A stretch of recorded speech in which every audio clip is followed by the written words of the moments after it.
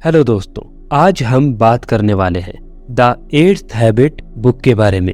पिछली वीडियो में आपने 7 habits of highly effective people book के बारे में जाना था। उस बुक के ऑथर और इस बुक के ऑथर दोनों सेम है। उस बुक को लिखने के बाद ऑथर ने ये बुक लिखी क्योंकि 7 हैबिट्स के बाद उन्हें लगा कि एक 8th हैबिट है जो बहुत ज्यादा जरूरी है सक्सेसफुल बनने के लिए और उसके बारे में सबको पता होना चाहिए। तो चलिए इस 8th हैबिट के बारे में जानते हैं और पॉइंट बाय पॉइंट इस बुक को समझते हैं। Point number 1, find your inner voice and others also. आपकी इनर वॉइस आपसे विस्पर में बात करती है। बहुत बार हम उसे सुन नहीं पाते। फॉर एग्जाम्पल, मान लीजिए किसी का सपना एक स्पोर्ट्समैन बनने का है या किसी का सपना कुछ अलग करने का है, लेकिन फिर भी वो प्रेशर में आकर कोई गलत फील्ड में चला जाता है। तो भले ही वो कितने भी पैसे कमा ले, लेकिन एक टाइम के बाद वो ज्यादा खुश नहीं रहेगा क्योंकि वो एक ऐसा काम कर रहा है जिसमें उसका इंटरेस्ट नहीं है। इसलिए ऑथर कहते हैं कि अपनी इनर वॉइस को पहचानना बहुत ज्यादा जरूरी है, क्योंकि जब तक आप ऐसा नहीं करेंगे तब तक आप जिंदगी में खुश नहीं रह सकते। और जब एक बार आप अपनी इनर वॉइस को पहचान लेते हैं, उसके बाद आपको दूसरों को भी मोटिवेट करना है अपनी इनर वॉइस को सुनने के लिए। क्योंकि बहुत से लोग अच्छे राइटर, डायरेक्टर, एक्टर्स और स्पोर्ट्समैन और अलग अलग फील्ड में कुछ भी कर सकते हैं, लेकिन वे बस एक रैट रेस में फंस चुके हैं। वे अपने टैलेंट को वेस्ट कर रहे हैं। इस वजह से ना वो खुद खुश है और ना वो अपने काम में 100% दे पा रहे हैं। और अगर वो एक बार इस चीज के बारे में केयरफुल हो जाए तो वो जिस भी चीज का उनको शौक है उस फील्ड में बहुत ज्यादा ग्रो कर सकते हैं, क्योंकि उसके बाद उस फील्ड में वो बहुत मन लगाकर काम करेंगे। इसलिए ऑथर कहते हैं कि आपको अपनी इनर वॉइस को खोजना होगा और उसके बाद दूसरों की हेल्प भी करनी होगी उसको खोजने में। और यही 8th हैबिट है। Point number 2, how to find your inner voice.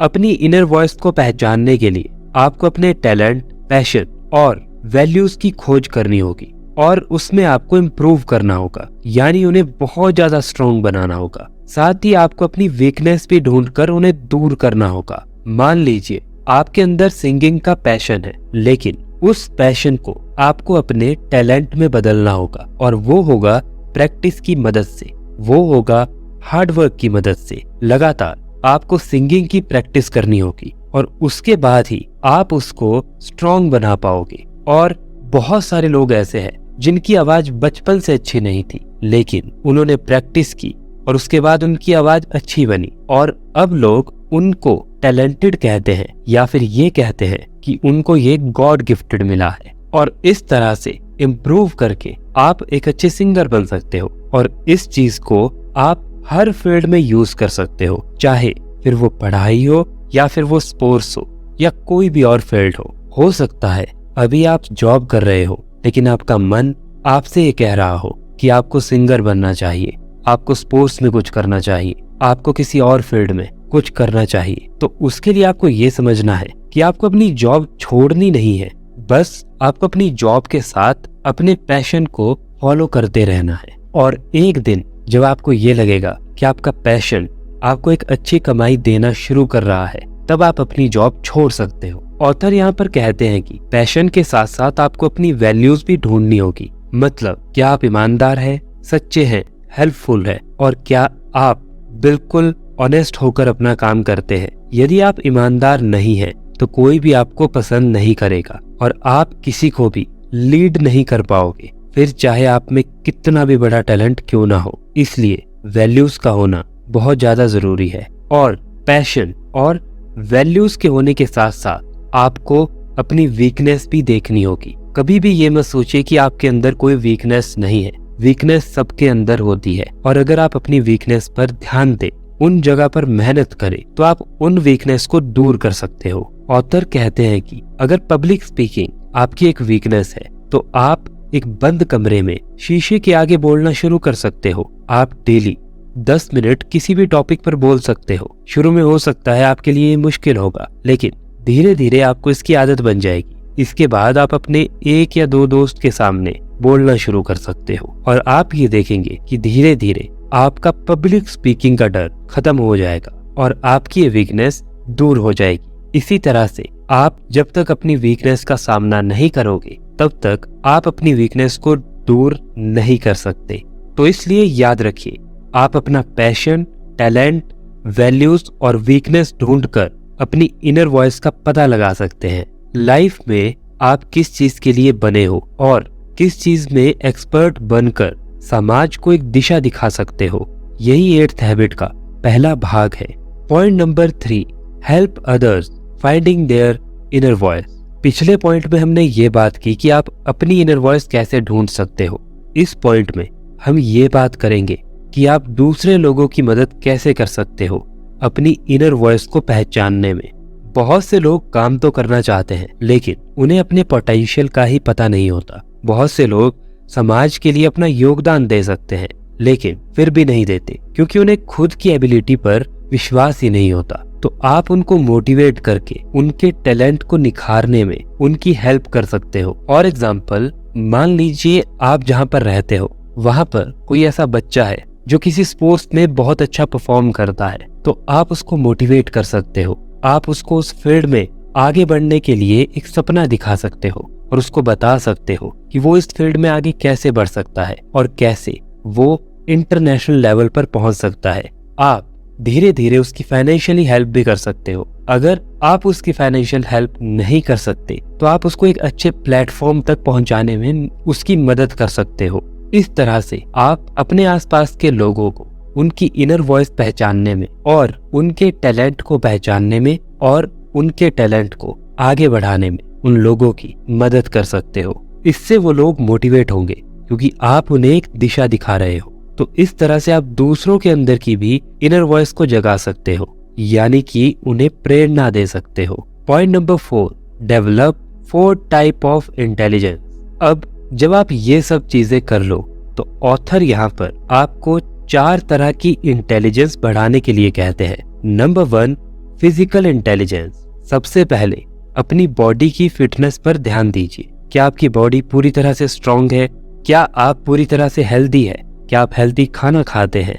सबसे पहले आप ये देखिए कि आपकी बॉडी में क्या कमजोरियां हैं। अगर आप सुबह जल्दी नहीं उठ पाते तो आज से ही अलार्म सेट कीजिए और सुबह 5 बजे उठने की कोशिश कीजिए। उसके बाद यदि आप योगा, मेडिटेशन नहीं करते हैं तो आप वह भी शुरू कर सकते हैं। इसके बाद आप 10-15 मिनट एक्सरसाइज जरूर कीजिए। इससे धीरे धीरे आपकी बॉडी की सारी वीकनेस चली जाएगी और आप बिल्कुल स्ट्रॉन्ग और हेल्दी बन जाएंगे। बीमारियां आपसे दूर हो जाएगी। Number 2, mental intelligence.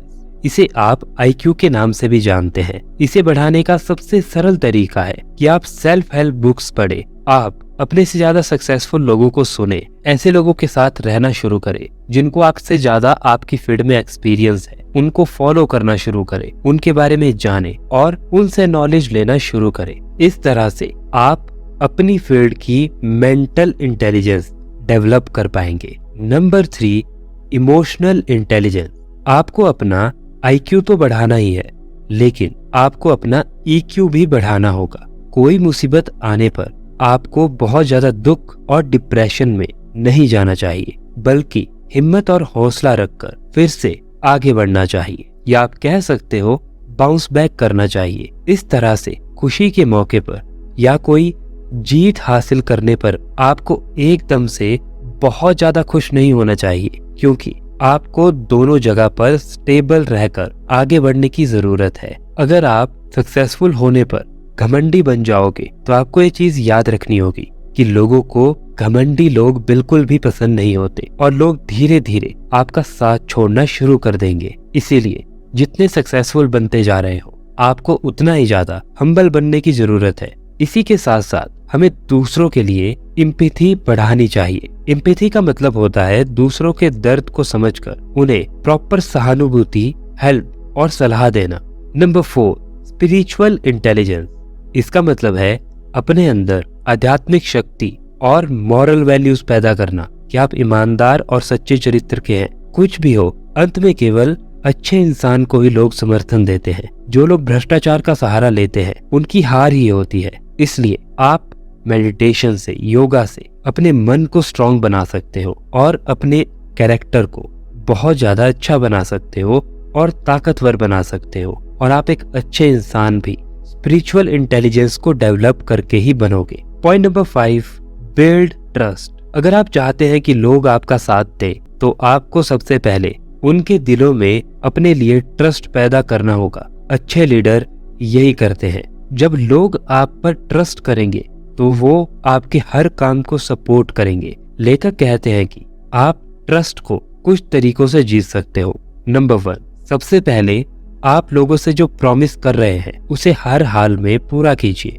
नंबर 2, कोई भी आधा अधूरा काम मत कीजिए। अगर आपने फॉर्मेलिटी के लिए कोई प्रॉमिस पूरा कर दिया तो लोगों को वो चीज भी समझ आ जाएगी। आपको हमेशा यही कोशिश करनी चाहिए कि आप औरों के मुकाबले लोगों को ज्यादा अच्छे से काम करके दें, और जितना लोग आपसे उम्मीद करते हैं उससे थोड़ा ज्यादा बेहतर काम करके दें। तभी लोग आपके ऊपर एक अच्छा ट्रस्ट बिल्ड कर पाएंगे। नंबर 3, गलतियां सबसे होती है और गलतियां आपसे भी होगी, इसलिए जब भी आपसे कोई गलती हो तो सॉरी बोलने में बिल्कुल भी शर्म ना करें और अपनी गलतियों को सुधारना बिल्कुल ना भूलें। बहुत सारे लोग सॉरी नहीं बोलते। उन्हें लगता है कि सॉरी बोलने से वो छोटे हो जाएंगे। वे सोचते हैं कि वे बहुत बड़े लीडर हैं, या फिर वे लोगों के लिए इतना सब कुछ कर रहे हैं तो वो सॉरी क्यों बोले। लेकिन गलती के बाद सॉरी ना बोलने से दूसरों के मन में आपके लिए ट्रस्ट खत्म हो जाता है। फिर वे आपको पसंद नहीं करते। धीरे धीरे आपको पसंद करने वाले लोगों की संख्या कम होने लगती है।